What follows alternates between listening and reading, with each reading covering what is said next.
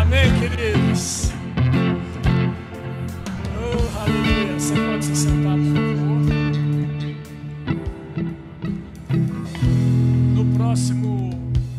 Na próxima sexta-feira, às 19 horas, é isso?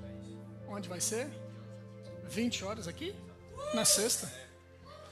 Sexta-feira, 20 horas. Tem que dar uma melhorada aí. Sexta-feira, 20 horas. Tá melhorando.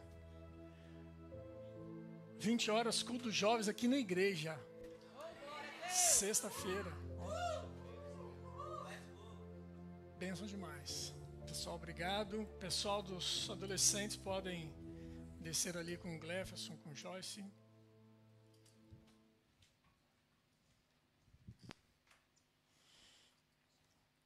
Aleluia.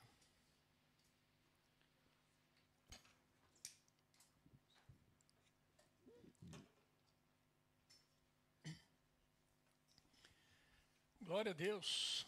Hoje, como Cristina disse, é um dia muito especial na vida dos brasileiros, de uma forma geral.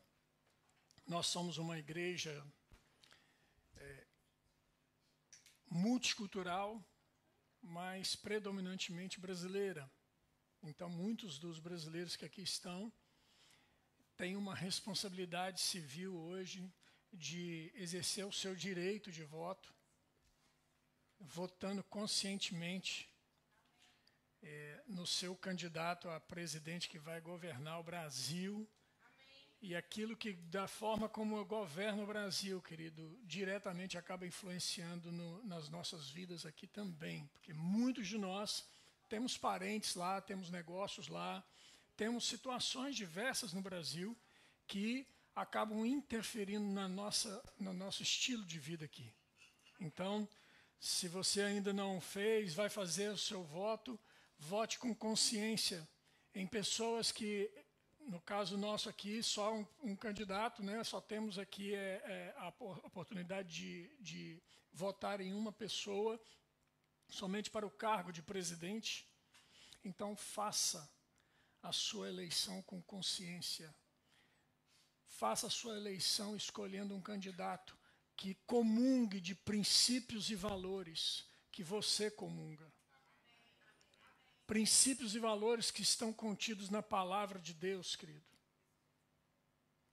Tenha consciência disso, isso é muito importante. Talvez você não se importe, talvez você dê de lado, dê de ombros, mas deixa eu te dizer uma coisa. Talvez a nossa omissão é a razão pela qual muitos governos se apoderaram das suas nações, oprimindo os povos. Então, muito cuidado na hora de você votar, tá bom? Faça uma escolha, ore antes, de maneira consciente. Tá bom, queridos? Glória a Deus, aleluia, Deus é bom. Gostaria que você abrisse sua Bíblia comigo em Romanos, capítulo 3, verso de número 21.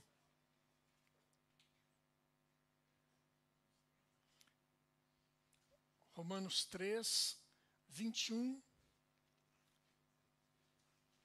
O tema da mensagem de hoje é intrépidos.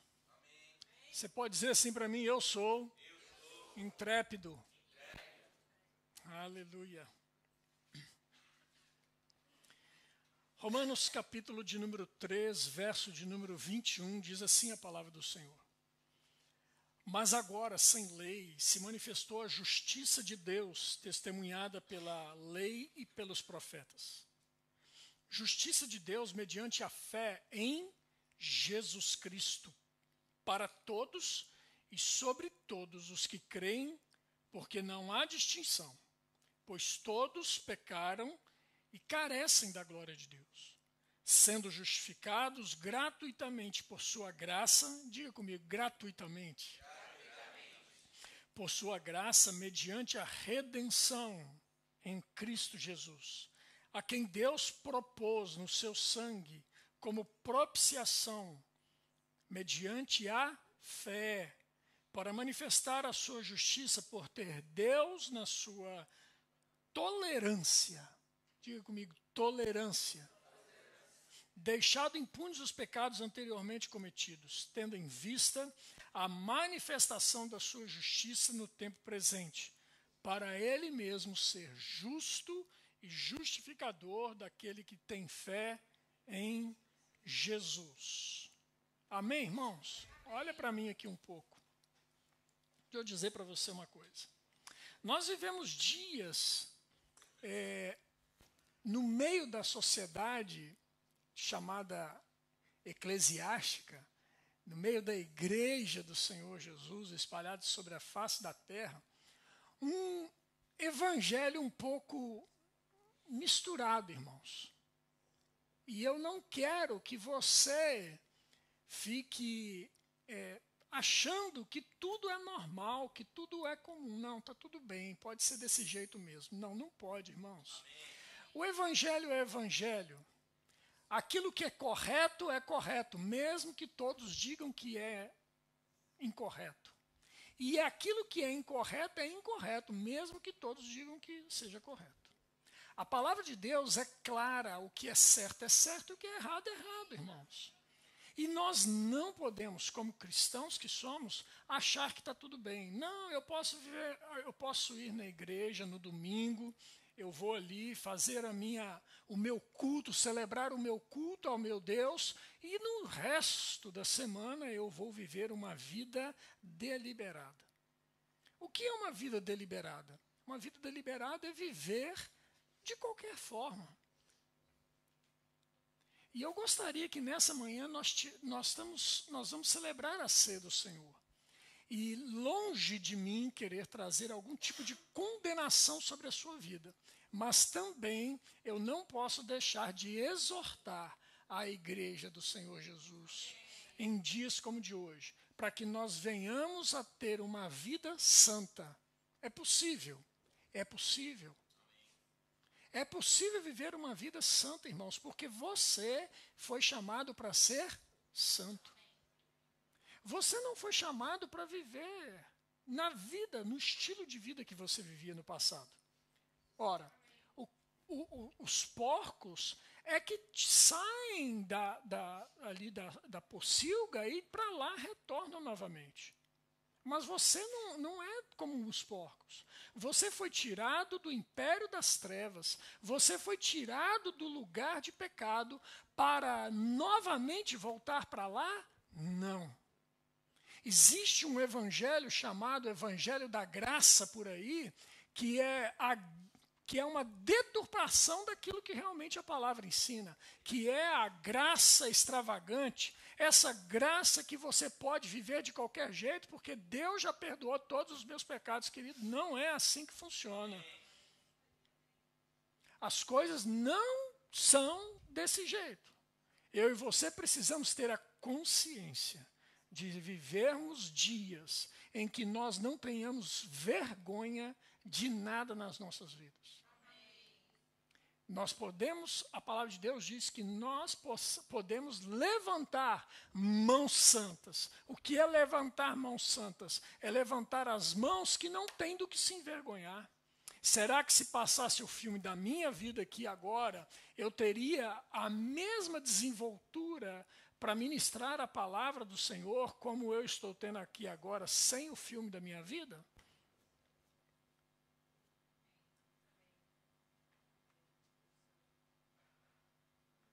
Tem um filme chamado assim, Eu Sei o que Você Fez na Sexta-feira. Mais ou menos assim o título, não vou lembrar corretamente. Eu nunca vi o filme, mas eu já vi o título. Eu sei o que você fez no verão passado. Ah, pronto, é isso aí. Eu sei o que você fez no verão passado. Eu nunca vi esse filme. Obrigado. Minha assessora para filmes da Netflix. Eu sei o que você fez no verão passado.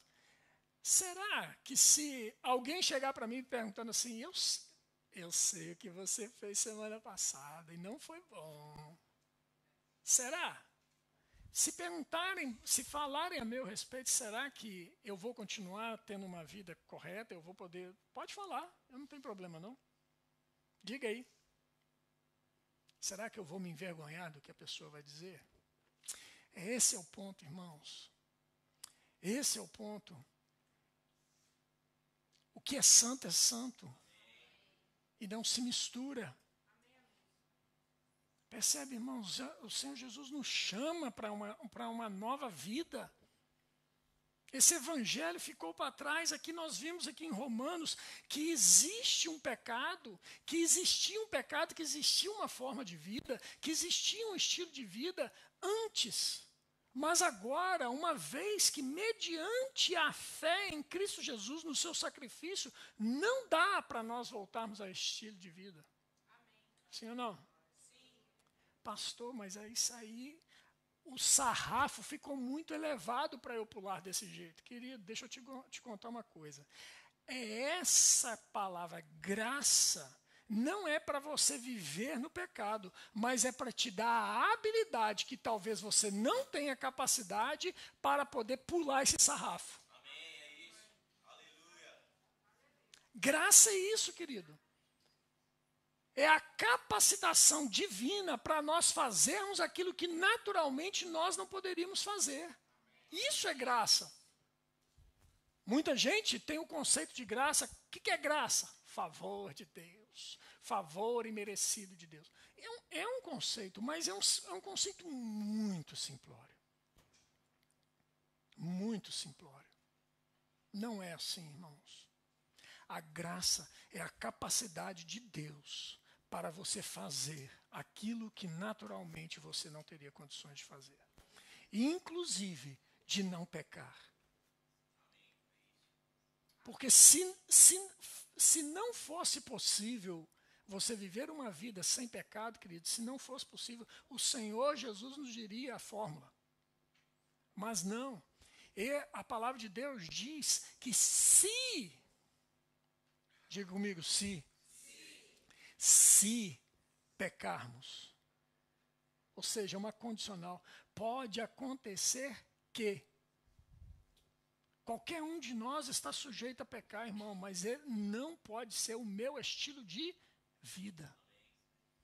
E se acontecer, não é em acontecendo.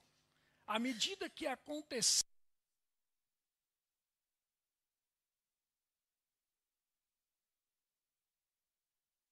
não, irmãos, não é assim. Se pecardes, tendes um advogado junto a Deus, chamado Cristo Jesus. Amém, irmãos? É se. Aleluia, Deus é bom. Abre comigo em Tiago, capítulo 4, por favor.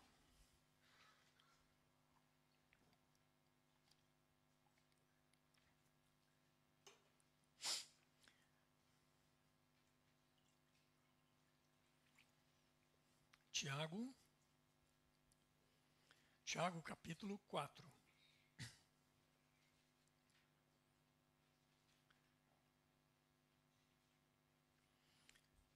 Olha o que o apóstolo Tiago fala, um dos pais da igreja.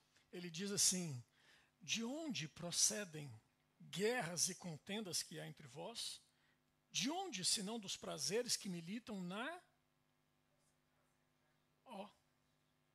Você está achando que isso é novo? Não é não, irmão. É velho, ó.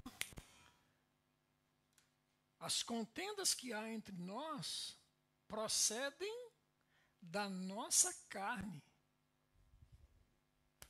Sabe por quê? Porque a nossa carne, querido, vai gritar para não amar o meu irmão. A nossa carne vai gritar para não perdoar. A nossa carne vai gritar por fazer aquilo que é mais fácil.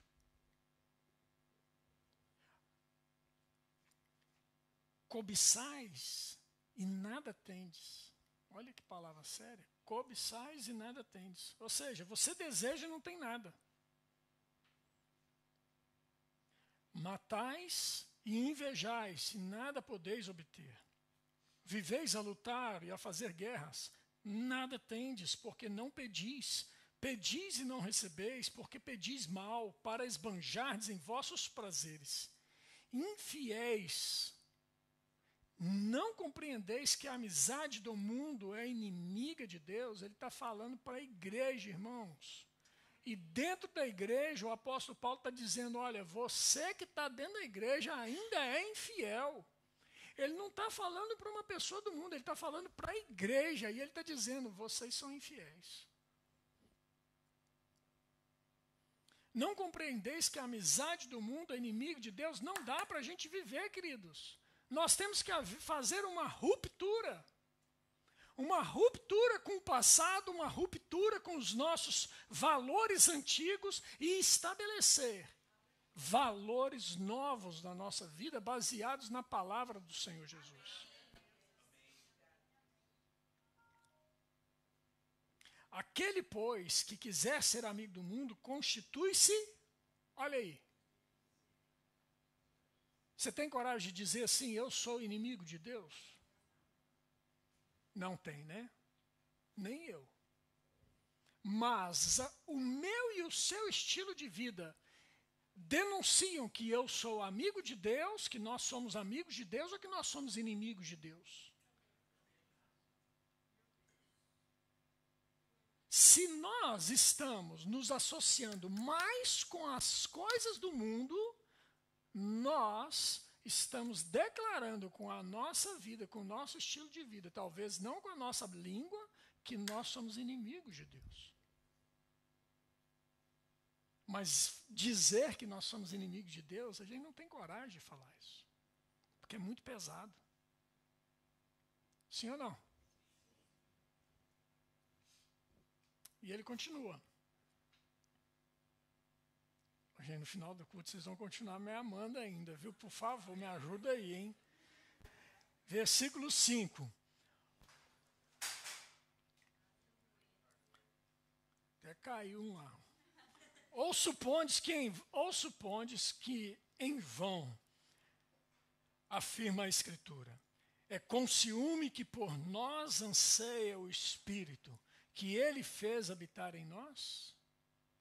O Espírito Santo tem ciúme de nós, querido. Mas não é aquele ciúme doentio, carnal, de homem com mulher. Não é.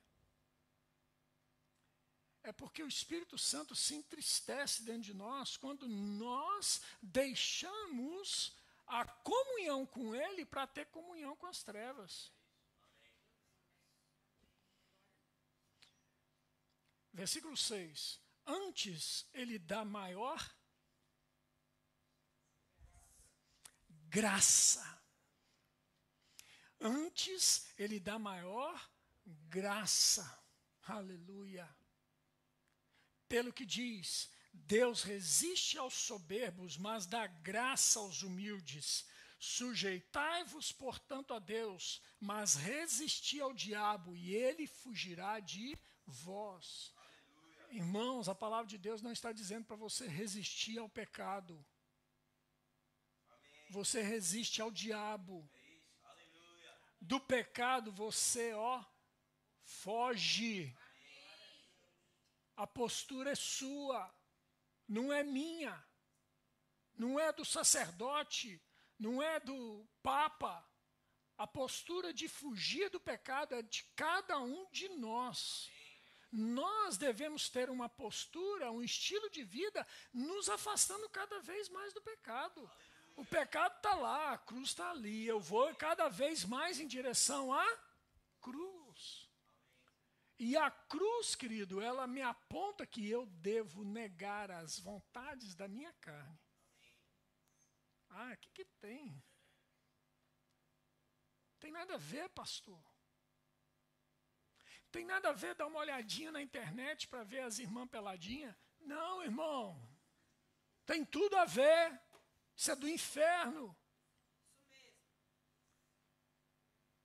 Aliás, essa frase não tem nada a ver, ela foi feita, ela foi criada no inferno.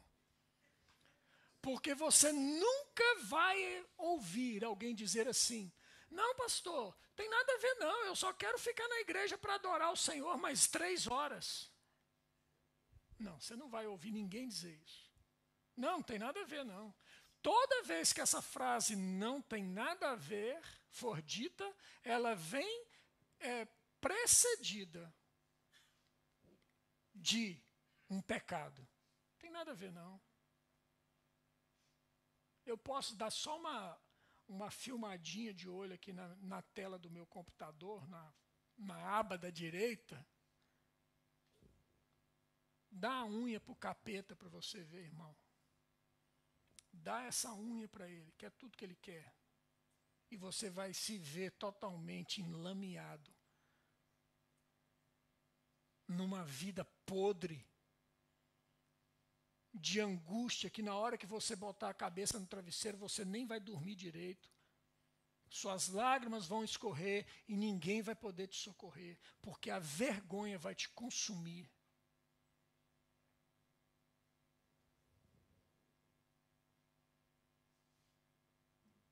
E depois você vai perguntar, pastor, minha vida não vai tão bem, não sei o que acontece. Deus tem promessas para a minha vida, mas a coisa não acontece. Querido, deixa eu te dizer uma coisa. Nessa equação, na equação espiritual, Deus não é o problema. Deus é a solução. Então, olhe para si. Olhe para si. Veja a sua postura, veja como está a sua vida, veja o que está errado e comece a acertar. É possível, irmãos. É possível. Só está falando porque eu sou pastor. Não fui pastor a vida inteira, não, bonitão e bonitona. Fui adolescente, com hormônios explodindo para todo quanto é lado. Fui jovem. E ainda sou. É isso aí. 5.4, muito bem vivido, graças a Deus. 54 anos muito bem vividos e vou viver muito mais anos ainda. E com a voz boa, né? Vamos aprendendo. Percebe, irmãos?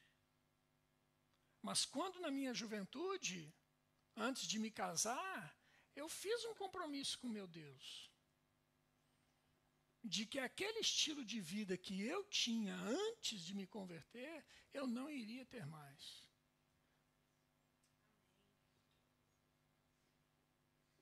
É possível. Amém, irmãos? Versículo 8 diz assim. Agora eu gosto desse versículo. Presta atenção. Versículo 8. Chegai-vos a Deus. Diga comigo, chegai-vos a Deus. E Ele se achegará a vós outros. Aleluia. Fala assim, eu me achegarei a Deus. E Ele se achegará a mim.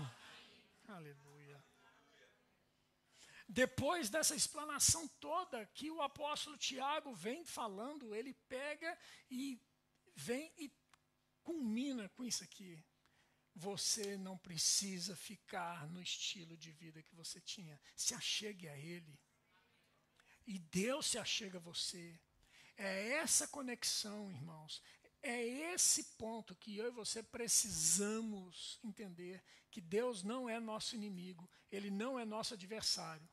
Ele está nos dando oportunidade de arrependimento. Para que eu e você possamos nos achegar a Ele. Aleluia. Deixa eu te dizer uma coisa. Se alguém se achegasse dentro do Santo dos Santos sem ser o sumo sacerdote, era consumido. Era consumido. Pensa nisso. Aí vem Jesus Cristo e rasga o véu. Aleluia. Ele rasga o véu. De cima a baixo. Para quê? Para que eu e você não precisássemos mais que ninguém entrasse lá por nós, mas que eu e você pudéssemos lá entrar e de lá nunca mais sair. Então, uma vez que nós entramos neste lugar, querido, Ele está em nós, Ele habita em nós. Agora, esse habitar de Deus em nós, irmãos, tem que gerar em nós um temor santo. Um santo temor de que o Espírito Santo vai comigo para onde eu for. Dá licença um pouquinho. Espírito Santo, você agora fica aqui porque eu vou entrar sozinho aqui no meu escritório, que agora eu vou ligar o meu computador. Por favor, você fica aí. Não acontece assim, irmãos. O Espírito Santo habita. Ele não habita e fica desalojado, não. Quem ficou desalojado é Satanás. Ele não tem terra, ele não tem casa, ele não tem nada. Ele é um sem terra.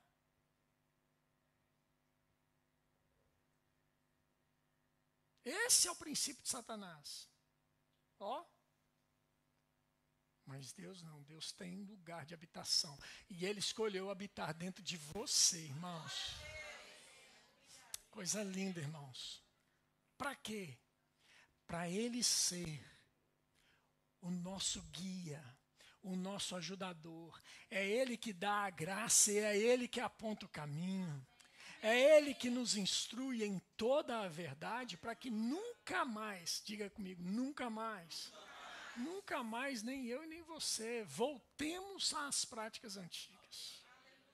Amém, irmãos?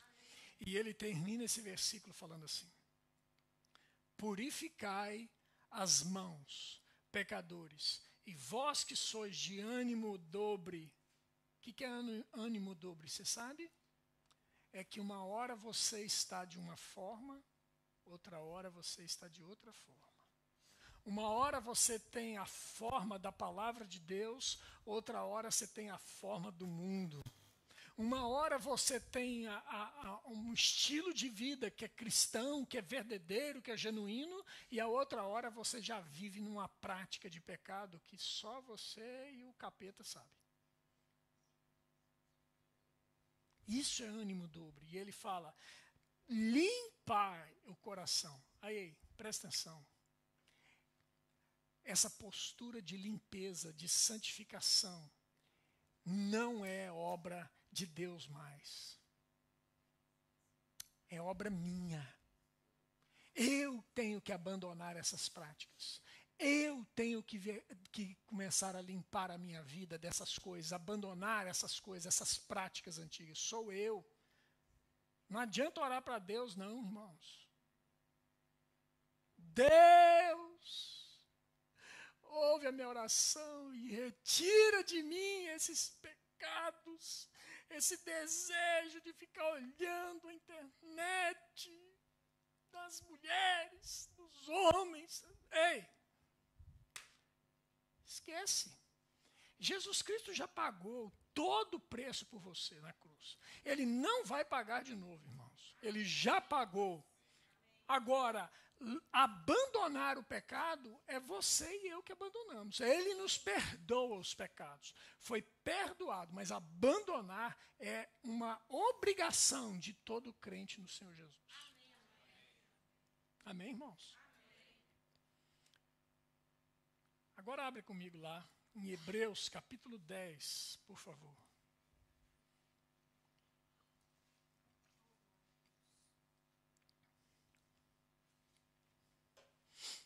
Hebreus, capítulo de número 10. 10, oh, aleluia. Achou? Verso 19. Verso 19.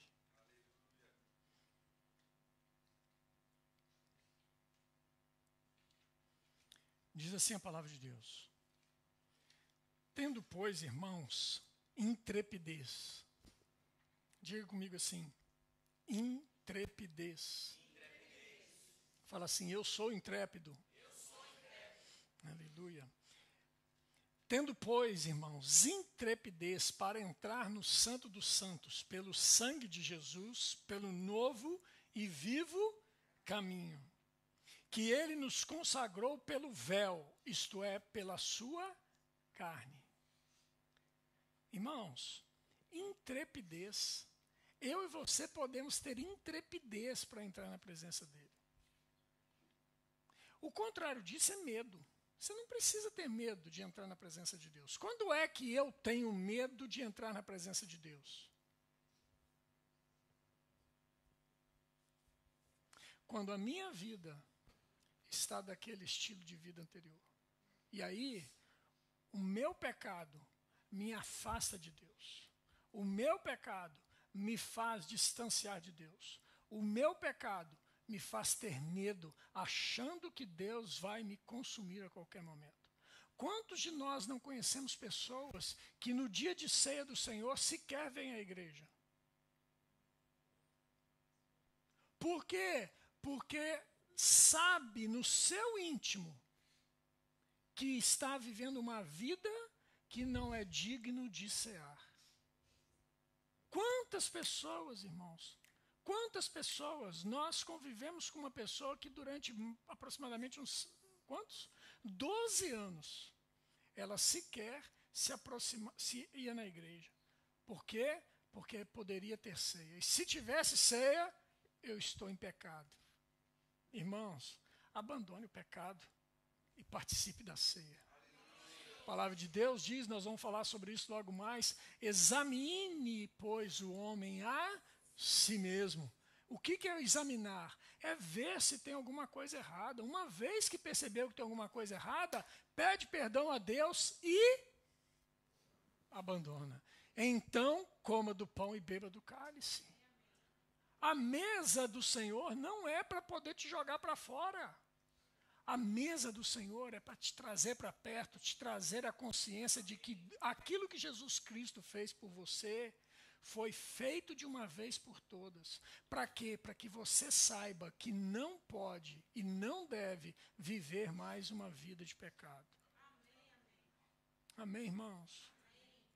E ele continua dizendo assim, e tendo grande sacerdote sobre a casa de Deus, aproximemo-nos com sincero coração, em plena certeza de fé, tendo o coração purificado de má consciência e lavado o corpo com água pura. Guardemos firme a confissão da esperança, sem vacilar, pois quem fez a promessa é fiel. Versículo 24. Consideremo-nos também uns aos outros para nos estimularmos ao amor e às boas obras. Não deixemos de congregar-nos, como é costume de alguns. Antes, façamos admoestações. E tanto mais quanto vedes que o dia se aproxima. Agora, presta atenção nesse versículo 26. Ele diz assim, porque se vivermos deliberadamente em pecado, depois de termos recebido pleno conhecimento da verdade, já não resta sacrifício pelos pecados. Pelo contrário, certa expectação horrível de juízo e fogo vingador, prestes a consumir os adversários. Presta atenção aqui, irmãos. Viver uma vida deliberadamente no pecado é como você dizer o seguinte, nada daquilo que Jesus fez serviu para mim. Aquilo que Jesus fez na cruz serviu para todo mundo, menos para mim, porque eu vivo uma vida deliberada. E viver deliberadamente, o pecado, querido, nada que nós façamos vai fazer com que Jesus Cristo se sacrifique mais uma vez. O que ele fez de uma vez por todas. Ou ele vale na sua vida, ou ele não vale na sua vida. Ou ele é poderoso e eficaz na sua vida, ou não é. Percebe, querido, não dá para você pegar e ficar vivendo deliberadamente no pecado. Se precisa corrigir alguma coisa, corrija. Amém. Se precisa acertar alguma coisa, acerte. Amém. Mas não permaneça da forma como está.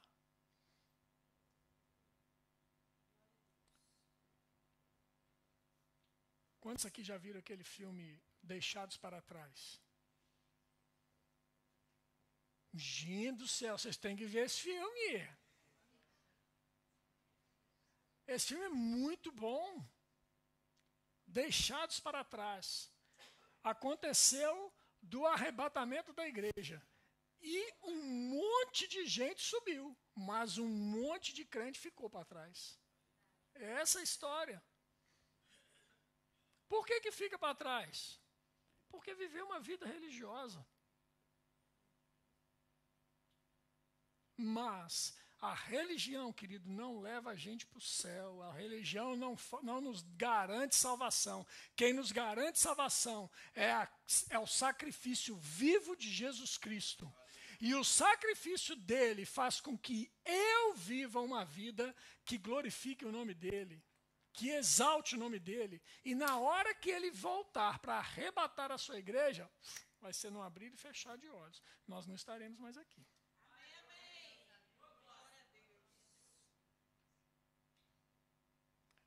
O desejo do meu coração como pastor seu é que eu e você possamos todos nós subirmos juntos. Por isso, um dia como o de hoje, é importante eu pegar e arrochar você um pouco mais. O desejo do meu coração é te encorajar um pouco mais.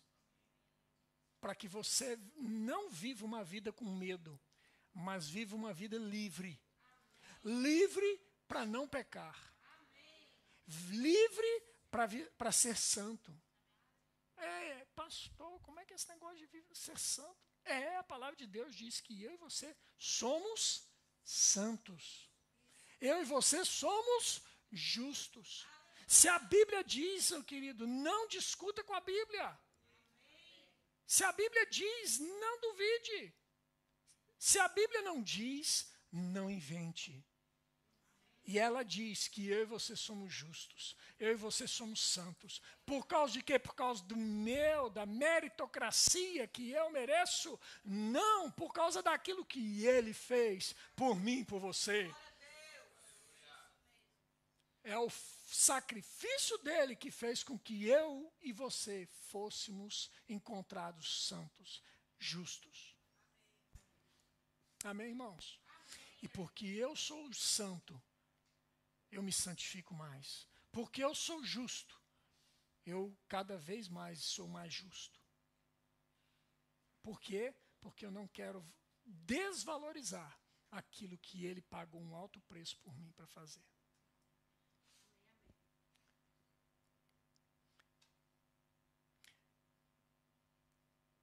Abre lá comigo em 1 João capítulo 1. Queria pedir o pessoal do louvor para subir, por gentileza.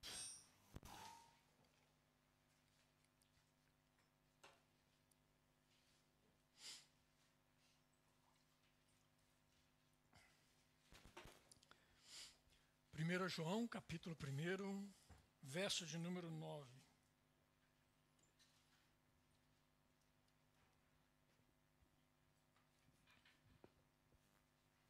Você achou? A palavra de Deus diz assim: se confessarmos os nossos pecados, ele é fiel e justo para nos perdoar os pecados e nos purificar de toda injustiça. Queridos, não existe remorso no meio cristão.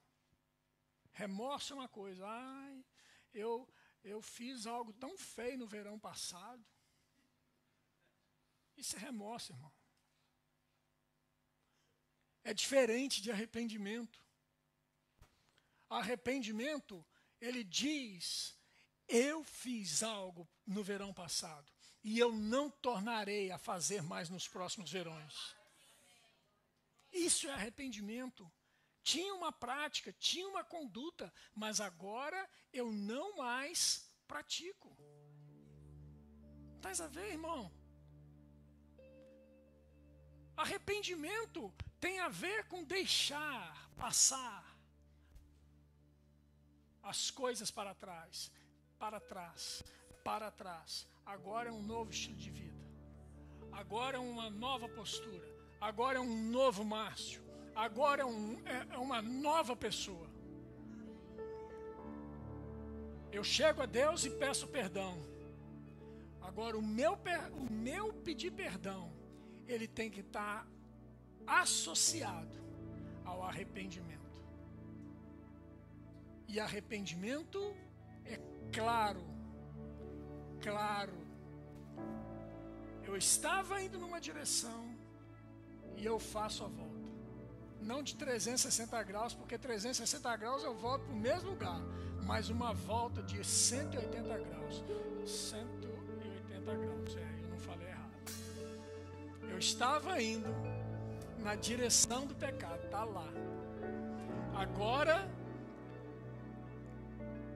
Senhor Jesus, eu te peço perdão pelo que eu fiz no verão passado. E agora eu volto. Há um verão novo. Há um verão novo. Há outro verão novo. E eu não mais volto naquela prática anterior. Aquilo não me pertence mais. Eu não sou mais escravo do medo. Eu não sou mais escravo do pecado. Quem dita o rumo da minha vida não é um pecado que eu vivia. Quem dita o rumo da minha vida sou eu. Certa vez, uma pessoa foi comprar um jornal numa revistaria. Chegando lá, ele perguntou: "Só tem o Diário de Notícias?" Aí o atendente olhou para ele e falou assim: "Por acaso isso aqui é um talho?" "É claro que eu tenho Diário de Notícias. Se isso é uma revistaria, um lugar de se vender jornais, eu tenho aqui o jornal."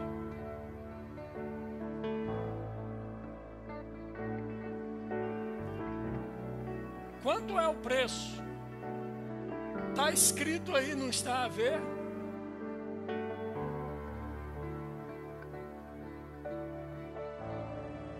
Pagou o jornal, pegou o jornal, foi embora para casa. No dia seguinte, estava ele lá de novo. "Bom dia." "Bom dia por quê?" "O senhor tem o jornal Diário de Notícias?"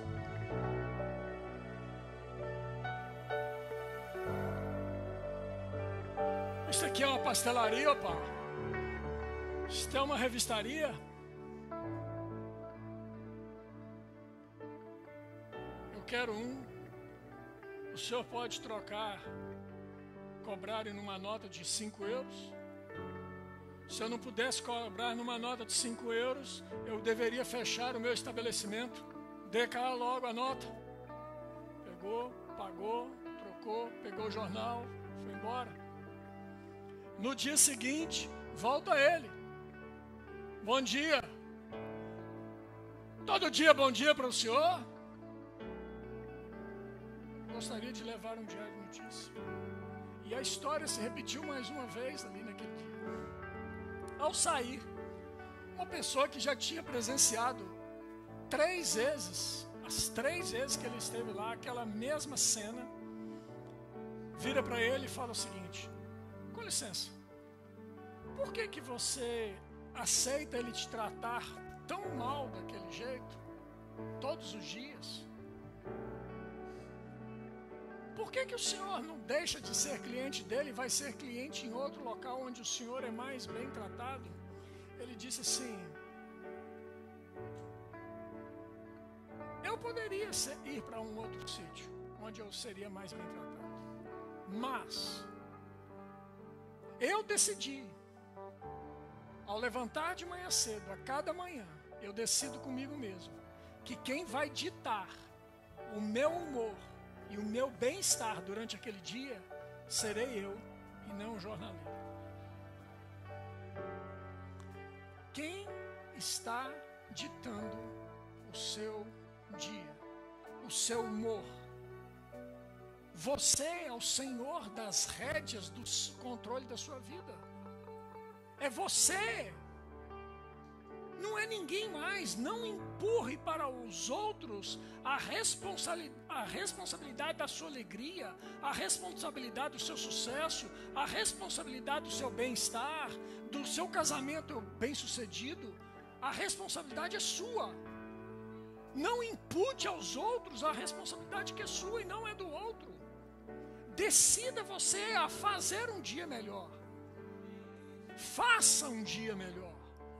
Faça um dia melhor. Faça uma cidade melhor. Faça uma nação melhor. Decida você.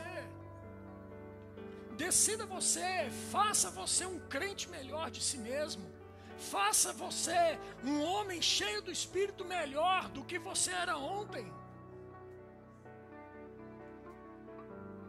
Não comece colocando responsabilidade nos outros. Mas é porque também, né? Sabe como é que é? O pastor nunca me deu uma oportunidade nem de varrer o chão da igreja. É porque a minha mulher não me acordou cedo para poder vir para a igreja. É porque sempre é o outro. Não, irmãos. Assume a sua responsabilidade.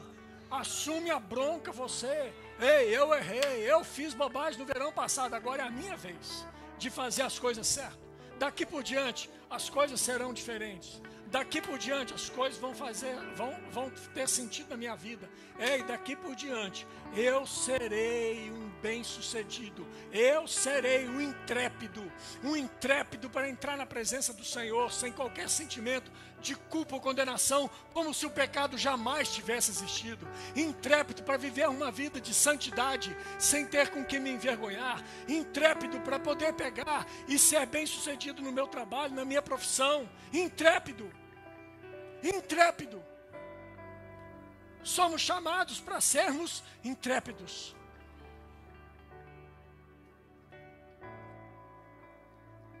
Josué, capítulo 3, eu vou encerrar com esse versículo.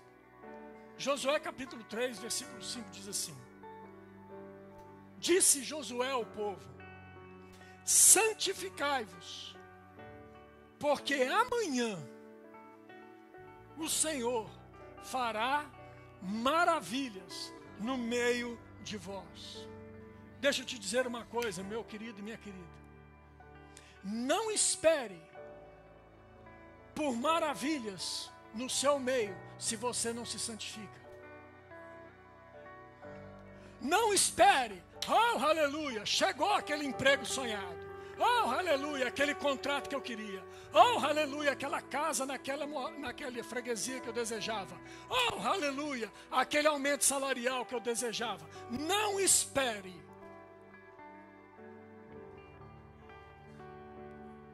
Não espere por transformações na sua vida que não comecem por você mesmo. Deus vai fazer maravilha no meio de vós, mas você tem que se santificar.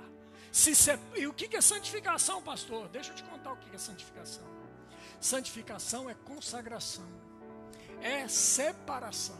Você se separa daquilo que é natural para algo que é maior e melhor. Hoje, o Senhor chama você e a mim para que nós possamos nos consagrar um pouco mais. O Senhor chama você e a mim para que nós possamos nos separar. Nos separar para vivermos uma vida de intrépidos e colhermos das maravilhas que Ele tem para nós.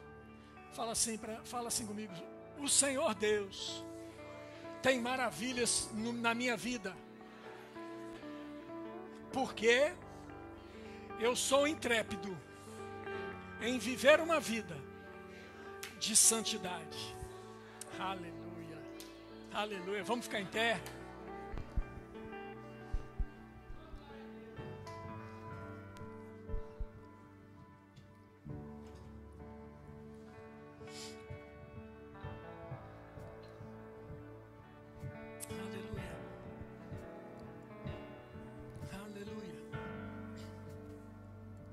Feche seus olhos, eu quero orar com você. Senhor Deus, eu lhes dei a tua palavra,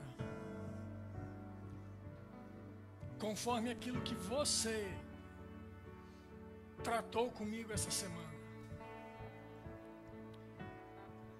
Agora o que eles vão fazer com a tua palavra, que eu lhes dei, é responsabilidade de cada um deles.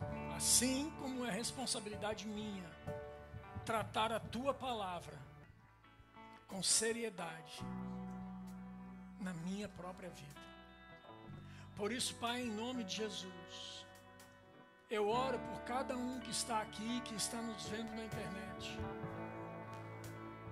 para que possamos juntos viver uma vida diferente da que vivíamos até ontem, sabedores que o Senhor Jesus nos chama para uma vida de vitória, sim, para uma vida de conquista, sim, para uma vida de fé, sim, mas também nos chama para uma vida de santidade. Uma vida de que nós não tenhamos do que nos envergonhar. Somos teus, Pai. Não somos mais do mundo, somos teus. Não somos mais do império das trevas, somos do reino da luz. Obrigado, Deus. E nessa manhã nós nos entregamos mais uma vez a Ti. Nós nos consagramos mais uma vez a Ti. E temos sim expectativa em Ti que grandes coisas, que maravilhas o Senhor está a fazer no nosso meio. Em nome de Jesus. Em nome de Jesus. Celebra a Deus, meu irmão. Olha, talvez você tenha entrado aqui nessa manhã.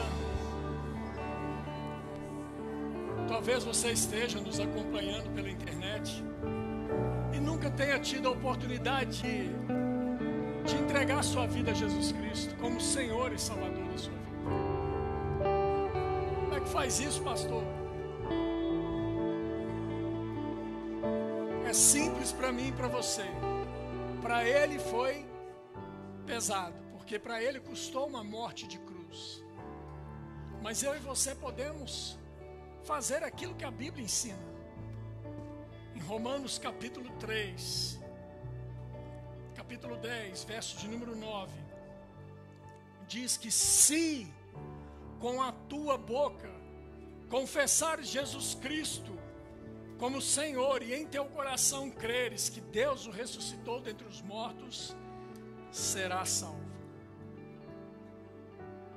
Então, se você está aqui nessa manhã ou pela internet e quer fazer de Jesus o Senhor da sua vida, repita comigo assim, fala: Senhor meu Deus, nessa manhã eu entrego a minha vida a Ti.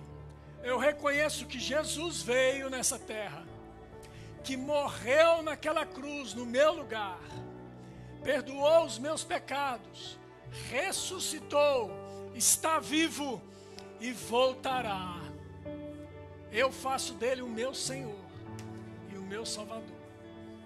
Amém?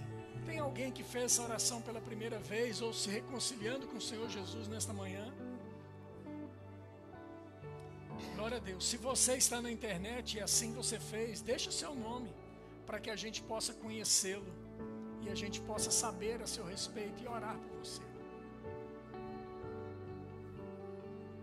Se tem alguém aqui com algum sintoma de enfermidade, eu quero orar por você também. Esse momento é um momento importante para que você possa, junto com a igreja, crermos juntos naquilo que Jesus Cristo fez. E o que Jesus Cristo fez, pastor? Jesus Cristo fez o seguinte: Ele tomou sobre si todas as nossas dores e enfermidades. O castigo que nos traz a paz estava sobre Ele. Pelas suas pisaduras nós fomos sarados. Isaías capítulo 53, a partir do verso 4, diz isso para nós. Então, se você está aqui, eu gostaria que você colocasse sua mão, se você puder, no local onde está a sua enfermidade. E eu quero orar por você. E você que está na internet, faça a mesma coisa. O Tony está pedindo oração pela sua esposa Maria Antônia, por cura. Nós vamos orar por você. Coloque a mão no seu corpo agora e receba em nome de Jesus aquilo que nós vamos orar e crer junto com você. Amém? Feche seus olhos. Pai, em nome de Jesus. Está o teu povo aqui, está inclusive a Maria Antônia. Pai, nós queremos declarar sobre o corpo físico dessas pessoas. Nós queremos declarar a tua palavra. E nós cremos na tua palavra, nós concordamos com a tua palavra, Pai, que diz que o Senhor Jesus, Ele tomou sobre si todas as nossas enfermidades, todas as nossas dores. O castigo que nos traz a paz estava sobre Ele, e pelas suas pisaduras nós fomos sarados. Nós recebemos pela fé a cura no nosso corpo físico, em nome de Jesus. Cada um que está aqui, eu declaro sobre a vida deles, espírito de enfermidade saindo, em nome de Jesus. Sejam sarados e curados, em nome de Jesus. Amém, irmãos?